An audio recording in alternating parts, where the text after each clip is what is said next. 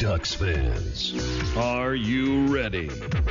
You are listening to the Ducks and Pucks podcast with your hosts, Mike Walters and Eddie Jones. This is the #1 home for Anaheim Ducks talk and analysis. Here we go. All right, folks, the Ducks completed their homestand, and it really wasn't what we expected. The Ducks ended up 1-2-1. We thought they might have won a couple games there, and they didn't. But we're going to get you all caught up on those 4 games. Eddie and I are going to talk about some of the injury news, some of the roster moves. We're also going to talk about how the Ducks improve, which has been, the latest hot topic from everybody is what's going wrong and how do they improve. But let's get to some of these games, Eddie. The Ducks came off, playing San Jose and losing that game, and then they went home to play Vancouver.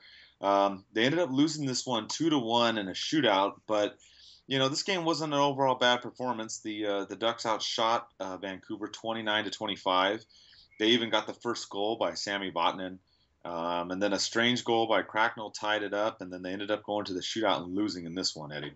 Yeah, I thought this was a pretty good effort too. Better than obviously the first game. And it all comes down to that Cracknell goal in the second period was pretty much a fluke. Other than that, Anderson was perfect in the game, and the Ducks played, some pretty good defense as well. They couldn't put the puck in the net, and we'll come to see that's pretty much been the issue so far this season. But other than that, they played a game that they should have won, and unfortunately lost it in the shootout and only picked up 1 point. But I think all in all, this was a really good game. They didn't cash in on the power play, the 2 chances they had, but Vatanen's goal was good, and just not being able to beat Miller and getting kind of unlucky on that Cracknell goal was really the downfall in this game.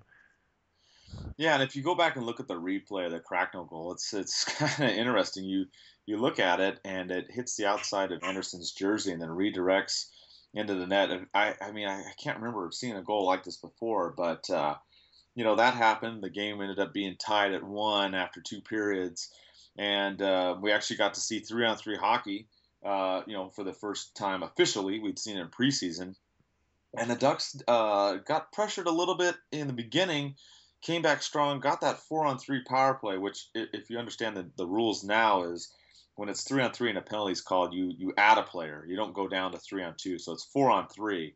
And I thought the Ducks could have really finished them off right there, Eddie, but they didn't quite get it done. They went in the shootout. Silverberg came through as always and did what he needed to do. And unfortunately, Perry got poke-checked on the very last shootout attempt, and Vancouver pulled out the 2-1 win. Yeah, and they had a lot of good chances, and that 3-on-3 was really exciting. What they expected it to be, just end-to-end hockey. The Sedins being out there is always going to be dangerous, and they had a couple of great chances as well. But there was a lot of times that the Ducks had some great chances, and we got to see a bunch of different lines out there as well, which was nice to see, and get a taste of 3-on-3 hockey early in the season. But unfortunately, like you said, it goes to the shootout, and one guy you expect to always score does. Silverberg gets his goal, but Perry getting poke-checked at the end was unfortunate. Took it a little bit too close, and Miller made him pay. But I guess picking up 1 point wasn't the end of the world in this game. But we'll see in the games coming up. It becomes a bigger deal. Yeah, exactly. You go to the second game in the homestand, and the Ducks played the Arizona Coyotes, who have actually been playing really well.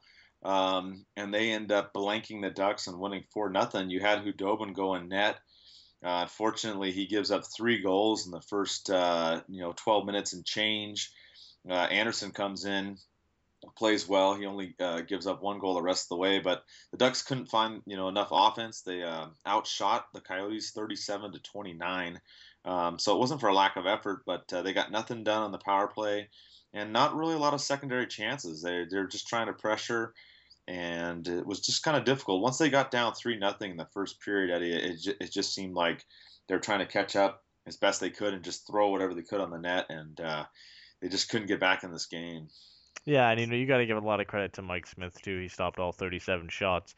But the future of the Arizona Coyotes came through in this game with Anthony DeClaire getting a hat trick and Max Domi picking up the other goal. And they're showing to be the real reason why Arizona is starting off this strong. Obviously, Mike Smith as well, like I mentioned, is a big reason too. But a lot of good things going for Arizona right now, and unfortunately, the Ducks ran into them at a bad time where they can't score any goals, and Mike Smith was playing strong, but not get going 0 for 3 on the power play again. Coming off going 0 for 2 against Vancouver is something we hoped adding Paul McLean and adding guys like Hagelin into the lineup would benefit the power play. But again, it's struggling this season, and you know, like you said, the even all 4 goals were not that great, but especially the first one by Duclair and Domi's goal were really ones that Hudobin should have stopped, and we get to see Anderson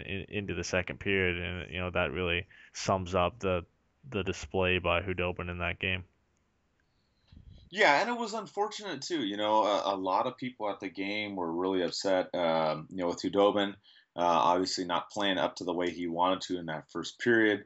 Obviously, we'll talk about it a little bit later. He gets some redemption, but he had a bad night. He had an off night. He obviously didn't have his stuff, but he's still a better goaltender than what a lot of people expect. And you're going to see he's going to play better. I promise you. And as we get to the Minnesota game in a little bit, you'll see that he does. So, it was a tough night overall. There wasn't really a lot of life in the Ducks after that first period. I mean, it's just difficult once you're down 3-0.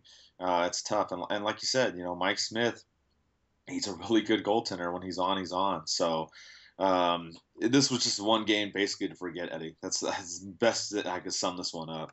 Yeah, and when you start out so poorly, it's hard to get back into that game, and we saw it a lot last season as well. And when you got these 2 young guys for a team right now that's been struggling for so long, they're given such a prominent role in the team, and that gives them an opportunity right off the bat in the season to start out strong. And they've been on a line together with Martin Hansel, and they've done really well. And like I said, running into them at the wrong time where they're gelling off preseason and starting the season strong, and that we're struggling to score goals and putting their backup goalie in for the first game of the season. Everything kind of just came together, at the wrong time.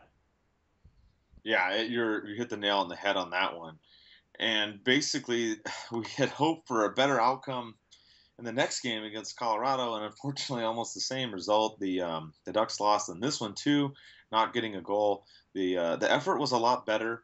Anderson played in this one. The Ducks lost 3-0. The early goal by McKinnon was kind of a killer in the first minute of the first period.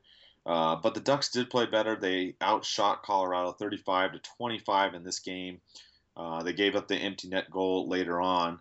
But the effort was actually better. I thought the Ducks played better in this game compared to Arizona. Another big issue was the power play, Eddie. I mean, they had 5 opportunities in this game, and they just could not get it done at all. Yeah, and up until that point in the season, again, the power play was still 0%, going 0 for 5, like you said. And that early goal by McKinnon was a killer to the momentum in the game, and being at home, it just kind of sucks the air out of the arena. And then another good performance from an opposition goaltender. Red O'Bara had a great game, and you can't really blame that on not scoring. And it's been frustrating at that point, being so many games into the season and having only scored 1 goal and being shut out in back-to-back games. Where you've outshot the team, in a pretty good margin, 37 shots in the game before and 35 in this game, and running into 2 goalies who stole the game for their team. But you can't look at that and say that's why we lost. They had a better effort than the game against Arizona, but you still with a team with this much talent, you have to figure out a way to put the puck in the back of the net, and to that point they seem to not be able to figure it out. Yeah, exactly. And it was a surprise, like you said. Barra came out there instead of Varlamov. Varlamov has not played well, this season, which was kind of a surprise. So when Barra came out and he's been the hotter goaltender, maybe that threw the Ducks for a loop. But he was on his game, just like Smith was on his game. So that running into a couple hot goaltenders, like you said, was difficult. And unfortunately, in this game too, we saw. Simone Dupre get hurt in this one, and he's still been out. We'll have some more updates and news later on in the podcast about that. But that was kind of an unfortunate thing that happened, and ended up bringing Holzer and Theodore up for the last game of the homestand, Eddie. Which this one was a better performance. It wasn't perfect, but it was a lot better. The Ducks ended up taking out the Wild, who at this point had not lost a game in regulation, and the Ducks took them out 4-1. We had the Ducks defense providing all the offense in this game, it seemed like, with all the slap shots. You had Cam Fowler rearing up on the slap shot there to get the Ducks going. Hampus ended up getting an empty netter. And we finally saw some, ugly goals. Santorelli got that one in front of the net and ended up putting it back in there. And some of the things that we talked about that the Ducks needed to do, they did this game. They got outshot a little badly, 35-22. But I thought the effort in this game was pretty much the best one. Maybe similar to the Vancouver game, but still room for improvement. But overall, a very good game, Eddie. Yeah, I thought it was a great effort. They didn't put as many shots on goal, and they did get a lot of puck luck, which they weren't getting in the first few games. And they got a couple tips on the first two goals, and like you said on Santorelli's goal, getting a little bit lucky there, and even on the empty netter too, just kind of shoveling it out, and then the fact that it ends up into the net, but. And the Wild had their chances too, and it wasn't a perfect game by any means. The Wild hit the crossbar twice, and had that mad scramble in front of the net where it kind of squeaked through across the line and just stayed out on Hudobin. And he had a great game by all means, but got a little bit lucky in some situations, and I think they're well aware of that. And the scoreline is a little bit deceiving in the end. I think it was a lot closer game than a 4-1 scoreline. Correct. And, there was a little bit of surprise in this game on a couple different things. On the defense, we weren't sure who was going to play. We weren't sure if it was going to be Holzer or if it was going to be Theodore. It ended up being Holzer, which he actually had a very good game, a very solid game. And then the other issue that came up during the game was Anderson wasn't on the bench. And I was getting a lot of messages, and I was talking to Eric Stevens. I was talking to Phil Hewitt during the game. I was trying to figure out what was going on with everything with Anderson, because people were noticing that, and I noticed this too, that Perry and Getzlaff were actually sitting in Anderson's seat on the bench, and some of the other players were rotating in and out. We were trying to figure out what was going on, and we ended up finding out that Anderson was not sick. He was not injured. That was, the two big things that were out there. Everyone was asking what's going on. We found out that that's none of the stuff that was happening. Anderson's totally fine. What happened, unfortunately, is the scoreboard malfunctioned on the side that I'm sitting on, the side that faces the benches. And Anderson went into the locker room to watch the game and the replays in there because he couldn't see anything on the side that he was on, unfortunately. And I know a lot of fans were upset. I talked to Phil about this. Unfortunately, there was an internal power issue with the sign, and basically they had to bring it down and reboot it and do all these different things that they couldn't do because it worked during the warm-ups when I was sitting down by practice, and then it went out right in the beginning of the game. So they didn't want to delay the game. I know a lot of you are upset, but that's just technology. They had to spend some time fixing it, which they did after the game. That's just kind of the way it went. But Freddie was fine. And Hudobin came in the game and redeemed himself, Eddie, and that's all that really mattered in this one. Yeah, the fact that he's not injured and we're not facing goalie issues to start the season, having to bring up Gibson is nice. With the scoreboard malfunctioning and everything, I mean, it's a great relief. Then I know I was watching the game, and a lot of people were going nuts on Twitter saying that, oh great, we're missing our starting goalie already to start the season. But that's always good to hear, and it's more of a silly issue than anything else. Yeah, exactly. And the benches too, they added the VIP seats, and that's why there's kind of some issue with the benches right now that they're going to have to work on. Normally you've got the 20 skaters, or actually, excuse me, you have the 18 skaters out there and the two goalies. 5 skaters on the ice and 13 on the bench. So there's a little bit of issue because they added the seats. So they're trying to kind of figure out the bench issue a little bit, but they'll get that fixed. They'll be fine. Some growing pains with some of the changes and updates as far as what they did with the arena and the scoreboard, and those things happen. So everything's good. Everything will be fine. The big thing is we got to go on this road trip now, Eddie, and we got to, put together a solid, string of games here because we've got some tough opponents coming up. Nashville and Chicago and whatnot. And we'll kind of talk about those in a little bit. But when the Ducks go onto this road trip, and this has been the biggest thing a lot of people have been asking is, well, what did the Ducks do? What is going wrong with this team? How do they improve? How do they get back to, being that contending team that everybody's talking about? Because they've had that pressure added to them, I think, substantially by the media, everyone picking them to be in the final and win. So some of the things that we talked about, and it sounds simple, but it's really getting back to basics is what the Ducks need to do. And when you look at the 5-on-5 play, Eddie, we talked about this. They need to work on their passes when they're going up and down the zone, getting into the attacking zone or getting out of the defensive zone. They need to work on the forecheck, which they did a much better job in the Minnesota game, applying some pressure. We've seen that in some of the games where they've had spurts of good forechecking, and then they kind of regress a little bit back. So they got to sustain that.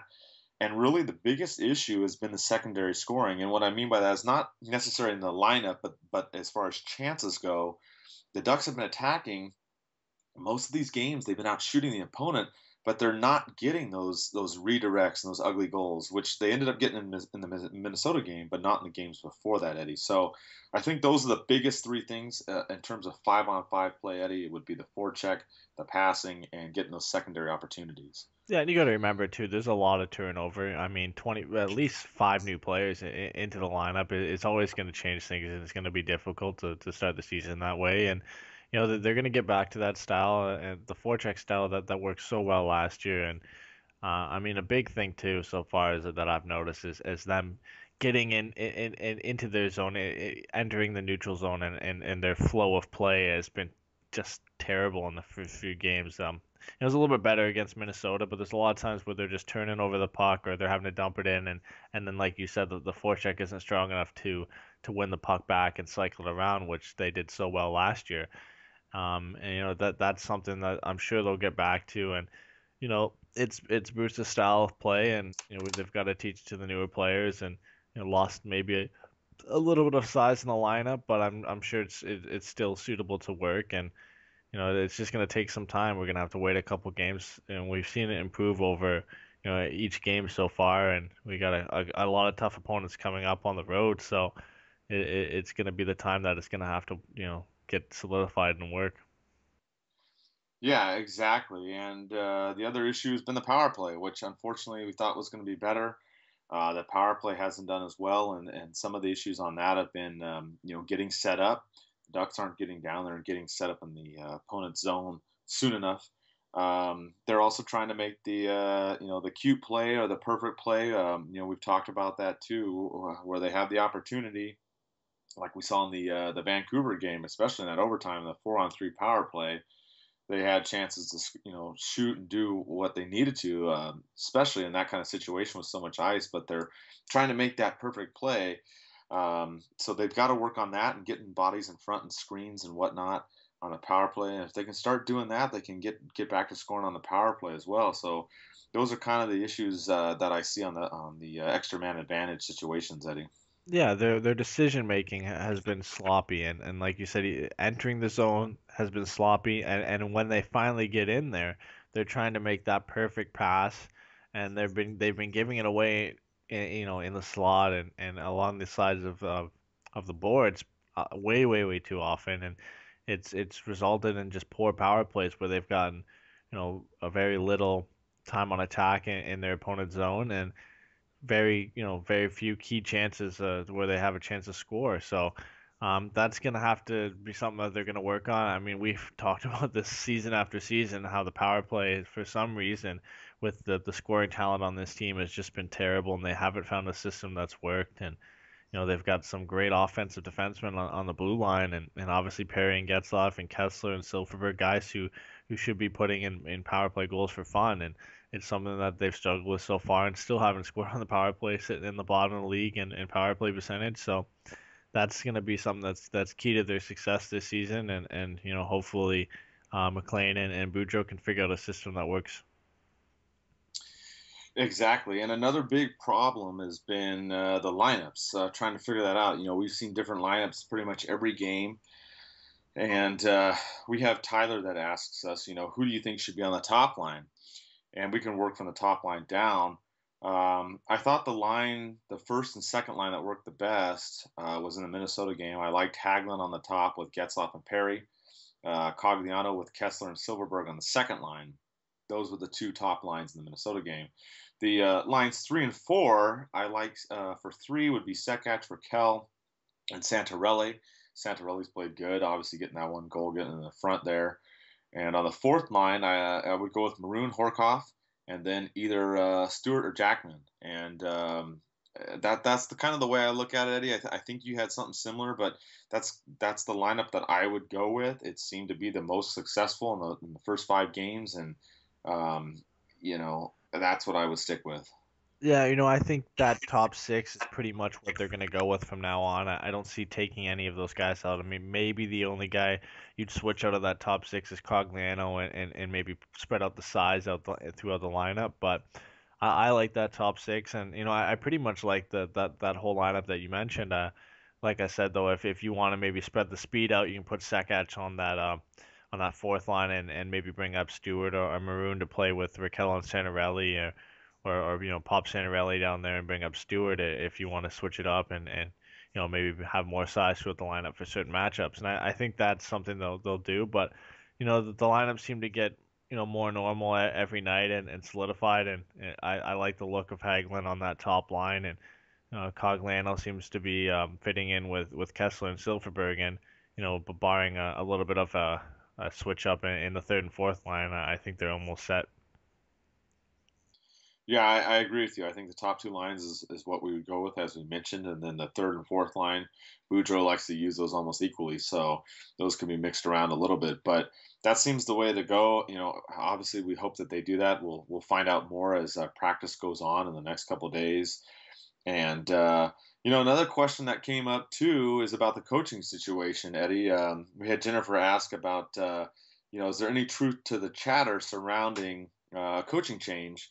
And if you've seen some of the articles out there, they've talked about Randy Carlyle and whether or not he should come back to the Ducks or whatnot. And I'll tell you right now that nobody has talked about Randy Carlyle out here. He is not coming back to the Ducks. It's highly unlikely. When he left, it was a bad scene. Getzlaf and Perry did not get along with Carlyle. He's just probably not one of the most favorable choices, I would think, Eddie. So I wouldn't worry about him coming. Obviously, you're supposed to win. You're supposed to be the winning coach. You lose the first 4 games, so obviously stuff's going to come up and there's going to be pressure. But I don't see him as being the choice, Eddie. Yeah, and it's a little bit too early to be speculating about changing the coach. I mean, Columbus is 0-7, and maybe when you start the season with no points at all, and you're a team that's expected to do better, then I could see people wanting to call for a coaching change. And starting the season, like, don't get me wrong, starting the season 0-3-1 is bad, but I mean, it's a little bit early to be calling for a coaching change, especially when the people available to take his job are not up to the same quality of coach that he is. I mean, Randy Carlyle is a guy that was mentioned and pretty much mentioned mostly, and that just seems a little bit awkward to see him return, and the fact that yes, he won our first Stanley Cup, but he left the Ducks in a little bit of an ugly fashion. And who else is available other than that? I mean, Tortorella's out there, but nobody really wants to hire him. And then other than that, you're gonna have to go to Europe, or you're gonna have to go to the AHL, and nobody has the experience, and the talent and the ability to coach the players on the team that Boudreau has right now. And I mean, replacing him 4 games in, it would be a little bit premature. And I think a lot of it, like we've mentioned, is just fan speculation. I don't think there's any truth behind the rumors. And now hopefully, since they won their first game, the rumors can die down a bit, and they can get rolling and win some of their games. So hopefully we won't have to hear about this for too long, and maybe like the best situation would be not having to hear about this for the rest of the season. But I definitely don't think Randy Carlyle is coming back to the Ducks. Yeah, and if you're going to look at options, the best options behind the bench, you have Paul McLean and you've got Trent Yonning. So I mean, if you're going to reach for somebody, you got those two. And then, obviously a very far stretch and outside chance would be Scott Niedermayer. Obviously family's important to him, so he's probably a real reach. But if you're going to look, I mean, you've got those guys. I mean, that's who I would think if it was to get to that point. But like you said, I think it's premature. I think everybody's stressed out, arms up in the air. Everybody just take a deep breath, relax. Let's see what the Ducks do on this road trip, and then after that, let's reassess and see what's going to happen. I think they're going to be fine. They did better in this last game. The Lions got a little bit better, and I think they're going to come out of this and play a lot better, Eddie. Yeah, but like you said, it's going to be tough. I mean, you're playing 1, 2, 3 in the West. You're playing the former Stanley Cup champions, and you're playing Minnesota again, who had previously not lost in regulation until losing to the Ducks the other night. And we talked about it in our season preview. Dallas is going to be a really good team if they can, sort out their goaltending and their defense. Can keep the pucks out of their net, and they've done that so far this season. And they're leading the West along with St. Louis in goals scored, and they're going to be a scary team to face. I know they played tonight, and Sagan and Ben were on the score sheet again, and they're going to be a scary team to play. And Nashville as well with Rene and Neal and Forsberg, they'll be firing on all cylinders. And like I just mentioned too, St. Louis with Vladdy Tarasenko, and there's some scary teams coming up. I mean, a little bit of relief, and sadly, Duncan Keith for Chicago is out for 4 to 6 weeks. But when it comes to playing them, he's a big minute eater and a big player for them, and not having him in the lineup is beneficial to the Ducks to play Chicago. But you've got 5 powerhouses in the Central Division coming up, all on the road. So this is going to be a real time to prove if they got what it takes. Yeah, this is going to be difficult, especially going to Nashville and facing Pecorini on Thursday night is going to be a tough one. Like you said, the Wild, now even though we beat them, they're no slouch either. Chicago's always going to be tough. I don't care who's on their team. That's just the way that they are. And Dallas with all their offensive firepower, I mean, it's going to be tough. It is going to be a stretch of a week where we're going to have to see how they do.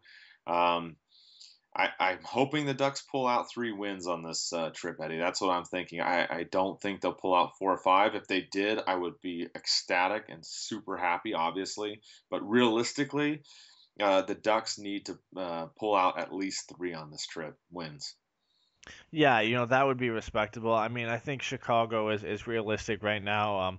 Obviously the rookie Artemi Panarin has been great for them so far, playing on a line with Patrick Kane, and you never can count out Jonathan Toews and the Blackhawks. But not having Duncan Keith is going to be a real advantage, and Corey Crawford's off to a not so great start to the season, and they're going to have to take advantage of that, and having that game and then the game against Dallas right after that is going to be difficult. One of Khudobin and Anderson are going to have to start, and you would expect Khudobin to probably start against Chicago, and then see Anderson start against a more offensive powerhouse in the Stars. So it's going to be a big game. That's going to be one of the most important ones, and picking up 3 wins in this would be great. I think this is going to be one of the difficult stretches and the real defining stretch at the start of the season.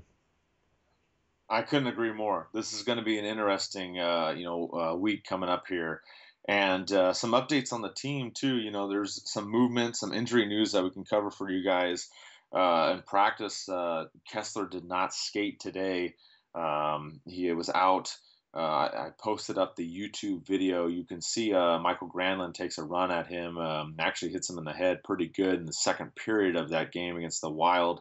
There's no official injury report out there, so I don't have any news on that. But obviously, you can go watch the play and you can see it's a pretty nasty hit. So he took a maintenance day today, but obviously he's on the trip. He's going to be out there. I'm pretty sure he's going to play on Thursday. I haven't heard anything different. Clayton Stoner, he had a lower body injury. He is now cleared to play. We may see him on Thursday as well. Simone Dupre has no update yet. He's still out. If you watched that play against Colorado, Tyson Barrie took a run at him, which ended up giving Tyson Barrie a 3-game suspension. We also have those videos up on the website too. You can check those out as well. That's kind of where we are with the injury news at this point.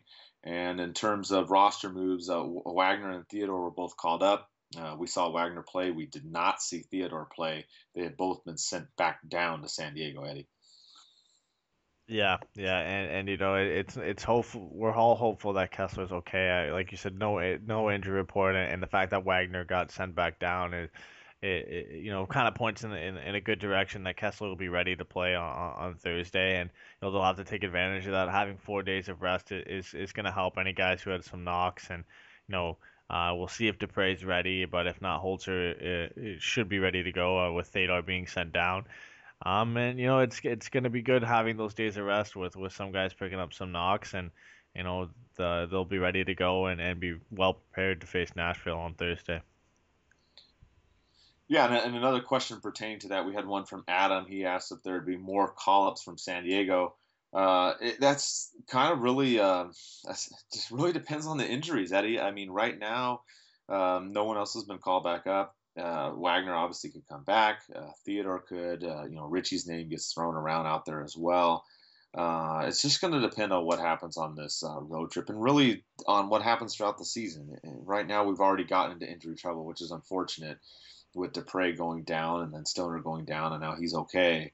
So the Blue Lions had some issues. So we may see Theodore in one of these games. I was really hopeful on the Minnesota game. I was sitting there next to the bench, saw him skating, and was hoping he was going to get in there. But, Holzer came in and he played a good game as well. So we'll see if there's more call-ups, but I don't doubt there will be more. Like we talked about, San Diego is just down the 5 freeway from Orange County. So we'll definitely see some more throughout the season, Eddie. Yeah, and you would expect Theodore to jump into a game where they feel like they need another puck-moving defenseman. I mean, we already have 3 in the lineup with Fowler, Lindholm, and Vatanen. I think they wanted a little bit more size with losing Dupre, and bringing in Holzer was just something that I think they needed to go along with Stoner on that lineup and have a little bit more grit and defensive responsibility. But I'm sure we'll see Theodore at some point this season. I mean, he's probably the closest guy to making the team this season out of camp. Just the logjam of defense he has to move through kind of is what is in the way of his progress. But, I would have loved to see him play against Minnesota, but, nothing against Holzer. He had a great game, and, we'll see him in a couple games with San Diego in the next coming weeks. And if somebody goes down with injury or somebody's not playing well and Bruce decides to bring him back up, it'll be great to see how he does. Definitely, and it's highly anticipated. A lot of people talk about Theodore and Richie, and there's a good chance we see one or both of them later in the season. So we'll keep our eye on that situation. We don't want anybody to get hurt, but we'll see. Some of the other things that are coming up this week, if you're planning to watch the game on Thursday, and you want to go somewhere, we're going to have another watch party at El Ranchito in Orange. Again, last time we had a really good event. We had about 100 people there. We'll be giving away some more shirts and some more other items as well. The game is early. Don't forget, it's an East Coast game, so it's going to be 5 o'clock p.m. I'm going to be going there straight after work. I hope to get there before 5 and get set up. But if not, and you get there early, go ahead and hang out in that same banquet room that we were in before, or grab a seat at the bar. We've got options for everybody there at the restaurant. And we'll be doing another one next week, too, on Monday against the Chicago Blackhawks, the 26th. That one's a 5:30 start, so you get a little bit of more time to get down there and enjoy the game and get some good food. And so we'll have those 2 planned coming up. Also, the website has been redone. It has been posted. I'm not going to give out the website address yet. There's a couple of technical difficulties with it. It looks really good. I think everybody's going to like it much better. It's a one-stop shop for everything. It'll link you to the store. It'll link you to the podcast. It'll link you to all the articles and whatnot. I'm working with the programmer. There's a few link issues that are going on with it, but you'll be excited because you'll be able to go to one spot instead of me posting all these URLs on the Facebook and Twitter and whatnot. We also have a couple new shirts up on the store on DNPhockey.com, and we have I lost count, but Phil's been helping me. I think we have 4 or 5 more shirts coming, player-specific shirts. Hampus Lindholm, Kessler. We're working on the Anderson one as well. I know a lot of you requested player shirts, so we're working on those, and we'll get those going as well. And the last thing is, if you get a chance, you want to get that 3rd jersey, and you don't want to deal with the team store and the crowd and all that, you can go to Goalie Monkey in Santa Ana, and you can get it for a discount. And actually, you can get a discount on anything in the store 10% off on anything in there if you mention Ducks and Pucks. So even if someone is listening, you want to go buy another team stuff. I mean, I don't know why you would, but if you want to buy, something for another team as far as a jersey, or you want to buy pads or gloves or whatever else that you're looking at, you can get 10% off. The only caveat to that is it excludes like custom orders or like the numbers on the jersey, but you'll get the discount on the actual jersey and whatnot. And they will be getting the third jersey within the next week or so. So that's where I'm going to go grab mine and have it redone. And Eddy and I will just be back doing the podcast as usual. We'll probably try to do them as the road trips and the home stands kind of go. If not, we'll be back on most of the Sundays. And appreciate all the support. I saw a lot of you at the home stand on a lot of the games that came up to me, and I met some new faces as well that I hadn't seen, and I just really appreciate the support from everybody. And don't worry, the Ducks are going to turn this around. We're going to do better, and keep the faith, and let's go Ducks.